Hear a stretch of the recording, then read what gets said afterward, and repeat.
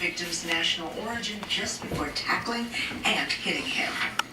Well, we finally got out of the deep freeze a bit today. Yeah, a bit, even though our temperatures did climb into the 20s today. Lake Michigan remains covered with ice. You're looking at a live picture here at the ice that's right along the locks area there between the Chicago River and the foreground of Lake Michigan beyond it, North Lakeshore Drive.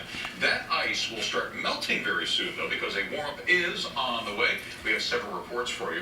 Eyewitness News reporter Robbie Baseball spent this day on a Coast Guard icebreaker. But let's begin with Eyewitness News meteorologist Mike Kaplan in the Weather Center. Mike. That's interesting. Well, You don't get that. from NOAA. I'm recording. How much ice is covering the Great Lakes system? And this is kind of counterintuitive.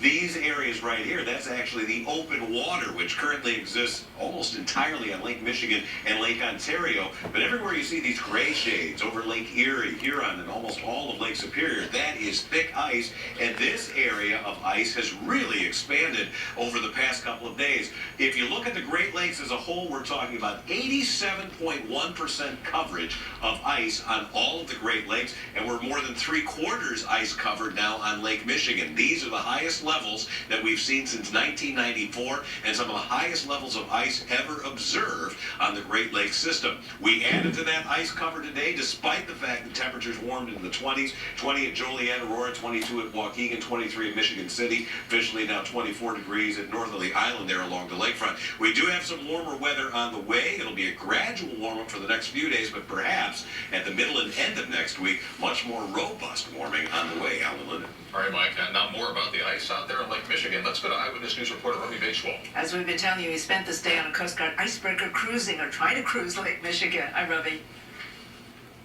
Hi, Linda. Hi, Alan. In fact, we're just back from having been on the U.S. Coast Guard cutter Biscayne Bay. Take a look behind me. Mike Kaplan talking about how much ice there is. We're out here at Navy Pier. You can see the ice that has been broken up earlier today. It has all refrozen once again. The kind of challenge that's out there for the Coast Guard cutter that we boarded today. And let me tell you, it was a very dynamic trip.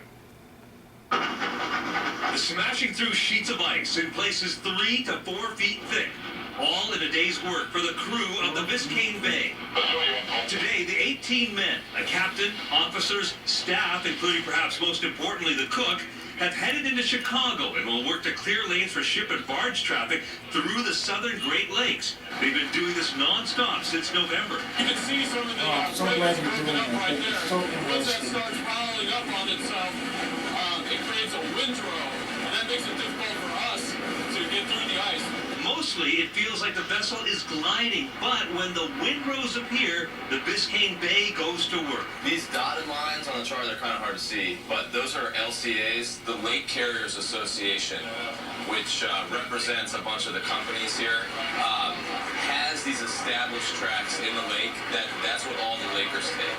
So in general, not always, we try to follow those, especially in the winter and the ice, because that's where they want to go, so we're going to break a track where they want to go.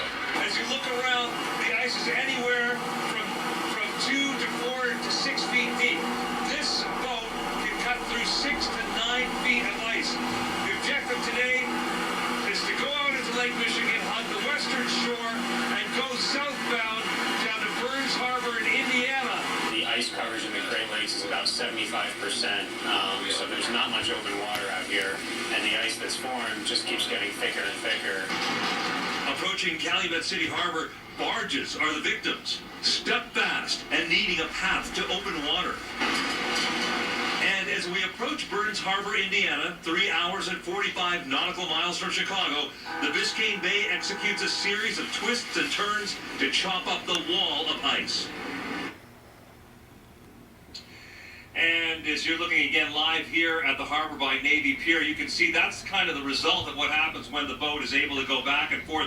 This is, 7, 8 hours after the Biscayne Bay came through here, and let me tell you, we checked. It's pretty solid as ice once again. The Biscayne Bay, one of 10 Coast Guard cutters that are out all the way through the Great Lakes. The guys that we were out with today have visited all of them except for Lake Ontario.